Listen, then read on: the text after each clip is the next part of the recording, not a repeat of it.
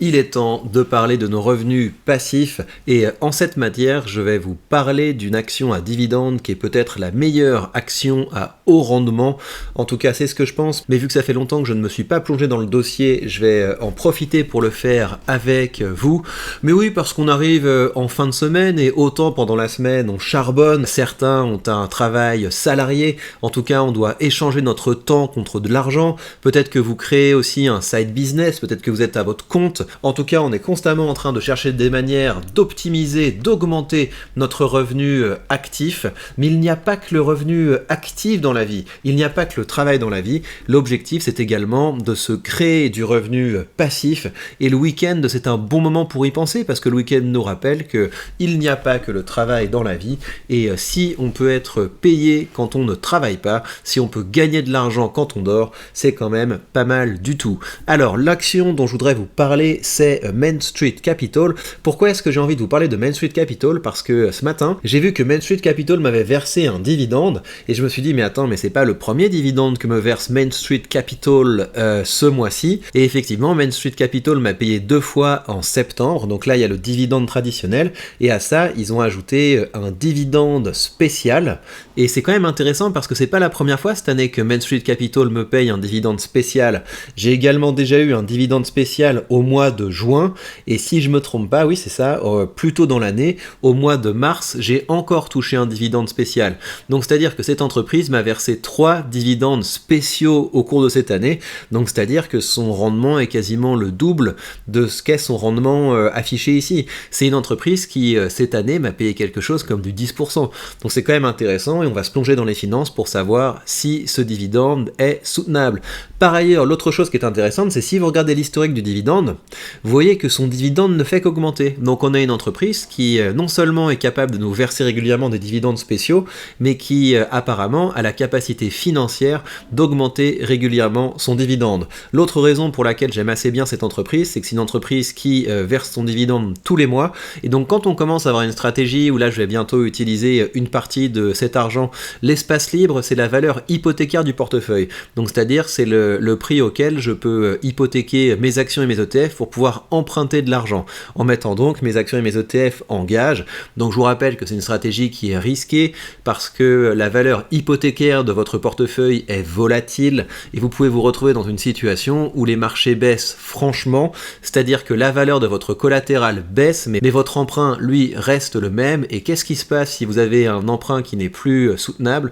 Eh bien, automatiquement, votre portefeuille va vendre vos positions pour rembourser votre emprunt. Et c'est comme ça qu'on se retrouve avec des gens qui crament leur portefeuille, parce que imaginez que vous ayez emprunté pour investir dans des choses risquées, que l'investissement risqué que vous avez fait se casse la figure, et qu'à côté de ça, vous cramez votre portefeuille pour rembourser un emprunt. C'est pour ça que moi je n'emprunterai qu'une toute petite partie de l'argent que je peux emprunter à ce stade, mais quand vous avez une stratégie comme ça, c'est quand même hyper intéressant d'avoir des entreprises qui apportent régulièrement du cash dans votre portefeuille, parce que ça permet que l'emprunt soit soutenable en fait, et puis ça permet également de rembourser l'emprunt sans devoir apporter de l'argent dans votre portefeuille. Donc ça fait partie des raisons pour lesquelles j'aime cette entreprise. Et si on fait un point sur ma stratégie à dividende, eh bien le mois de septembre est pas mal du tout. Vous voyez que j'ai touché près de 300 € en dividende ce mois-ci, et ce que j'aime bien aussi, c'est qu'on a cette belle courbe qui est due au fait que j'investis régulièrement, donc j'augmente le nombre de choses qui distribuent dans mon portefeuille. C'est lié au fait que je réinvestis les dividendes, et c'est lié au fait que j'investis dans des entreprises et dans des ETF qui augmentent leurs dividendes. Et à ce propos, sur la page Patreon, entre beaucoup de contenus exclusifs que je publie régulièrement,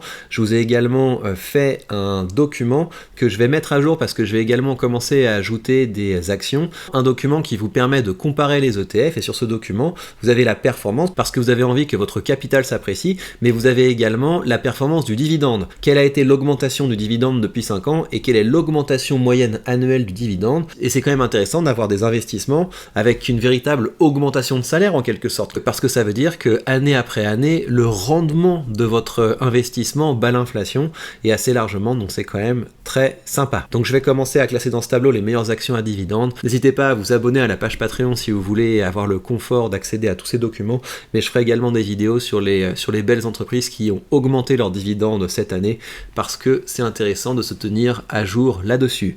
Donc Main Street Capital, on a une entreprise avec un très beau rendement de départ, on a une entreprise qui paye tous les mois, on a une entreprise qui est capable capable d'augmenter régulièrement son dividende, mais que nous disent les finances de cette action. Moi, pour regarder les finances d'une entreprise, j'aime bien aller sur Zone Bourse. On voit qu'on a un dividende croissant, donc ça, c'est bien. On voit qu'on a un bénéfice net par action qui...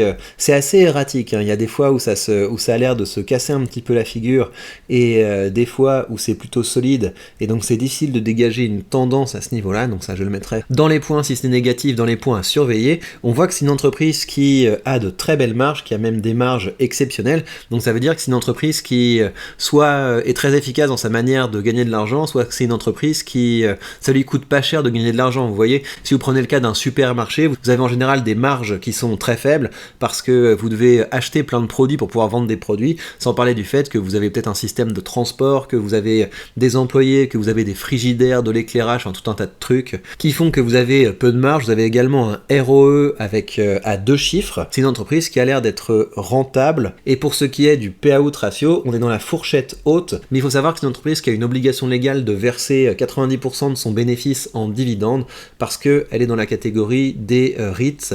Je crois que c'est l'équivalent d'une foncière en fait, sauf que cette boîte elle n'est pas dans l'immobilier. C'est une entreprise qui s'appelle Business Development Company, c'est-à-dire que c'est une boîte qui investit dans des entreprises de taille moyenne, qui a comme ça un petit portefeuille d'entreprises, certaines dans lesquelles elle prend des participations, et sinon elle a un portefeuille de crédit qui lui rapporte régulièrement de l'argent à mesure que les entreprises remboursent leurs prêts. Si on regarde le flux de trésorerie, on a aussi quelque chose qui est quand même assez impressionnant, parce que ça veut dire que c'est une entreprise qui n'a pas de dette. Donc manifestement, on a une entreprise qui a la santé financière nécessaire à maintenir un haut niveau de dividende, parce qu'elle peut tout à fait le financer. L'autre question que j'aime bien me poser, et on finira par ça l'analyse, c'est est-ce que c'est une entreprise qu'on paye trop cher? Et là-dessus, vous avez un site qui s'appelle Alpha Spread, qui a une offre qui vous permet de faire 3 analyses par semaine, si je me souviens bien. On va voir ce qu'il nous dit de Main Street Capital. Est-ce que c'est une entreprise qui serait surévaluée? Donc lui considère que l'entreprise est quand même surévaluée,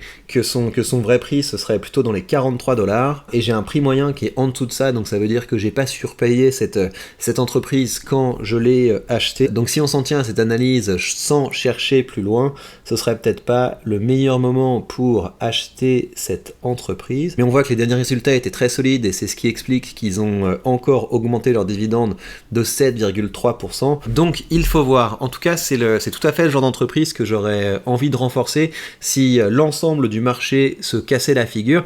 Mais même maintenant, en fait, parce que le gros intérêt d'une entreprise qui verse un gros dividende, surtout quand vous avez une entreprise comme ça qui, je crois que sur le long terme, c'est une boîte qui est plutôt stable. C'est une entreprise qui a comme ça une croissance stable. C'est vrai qu'on est encore pas très loin des plus hauts. Donc je suspends mon jugement pour le moment, mais ça fait partie des entreprises pour lesquelles je pourrais craquer. On en reparlera la semaine prochaine parce que je vais toucher les revenus YouTube et ça me permettra d'avoir une petite cartouche à investir. Et je vous rappelle que de votre côté, vous pouvez aussi commencer à investir avec le courtier que j'utilise. Vous avez comme d'habitude le lien sous cette vidéo. Vous savez qu'avec mon lien affilié, vous aurez le droit à 100 € de frais de courtage remboursés, ce qui vous permettra d'ouvrir vos premières positions de façon tout à fait indolore. Là, les ETF dont on parle ici, les ETF que vous voyez ici, j'ai 1 € de frais quand je passe un ordre, et ces petits frais vous seront remboursés à la fin du mois à hauteur de 100 €. En tout cas, je ne sais pas comment c'est pour vous, mais moi je suis toujours autant motivé par ça, savoir que je peux en 2 clics comme ça m'acheter du revenu jusqu'au point où ça devient un vrai beau complément de salaire. Ça fait partie des choses qui me motivent beaucoup. Et ce que j'aime bien aussi, c'est dézoomer, c'est regarder trimestre par trimestre, et là on voit cette belle courbe croissante, et cette courbe là, c'est véritablement de la liberté en barre, parce que encore une fois, c'est du revenu passif que vous allez toucher encore et encore et encore. Et si vous êtes composé un bon portefeuille avec des actifs qui vous versent des dividendes croissants, eh bien vous allez vous enrichir sans avoir à vous en préoccuper. L'autre chose que j'utilise pour me constituer un petit revenu passif, c'est Realty. Il y a une playlist qui est entièrement consacrée à cet investissement. Ça vous permet d'acheter des petits morceaux de propriété. Là, on a une nouvelle vente qui nous permet d'acheter au Texas, donc c'est assez sympa. On est là pour le coup sur des belles propriétés. En tout cas, Realty, je trouve ça aussi sympa qu'un portefeuille à dividendes. On achète un petit peu régulièrement, et puis au bout d'un moment, ça devient un vrai petit quelque chose. Là, je touche près de 6 $ par jour grâce à mon portefeuille immobilier, et ça veut dire que je pourrais m'arrêter de travailler et j'aurais de quoi me payer un repas par jour. C'est quand même hyper sympa, mais l'idée c'est pas de s'arrêter de travailler, l'idée c'est de continuer à avancer, l'idée c'est de continuer à construire de la richesse, parce qu'augmenter notre revenu passif régulièrement, récurrent, c'est le meilleur moyen d'être libre et heureux. En tout cas, c'est ma conception, c'est la conception que je partage avec vous sur cette chaîne. On est là pour augmenter notre revenu actif, on est là pour augmenter notre revenu passif. Pour ce qui est des revenus actifs, vous avez comme d'habitude sous cette vidéo le lien vers mon cercle des orateurs. Je vais bientôt vous envoyer une série d'emails, je fais ça une fois par mois, où je partage avec vous toutes les choses que j'ai testées en matière de création de contenu et en matière de monétisation du contenu. Et pour ce qui est des revenus passifs, vous avez tous les liens pour investir et vous avez également le lien vers mon canal Telegram où on échange sur tout un tas de sujets. On parle également d'opportunités d'investissement. Vous êtes les bienvenus pour rejoindre la conversation. Et bien voilà, chers amis, prenez bien soin de vous et à très vite.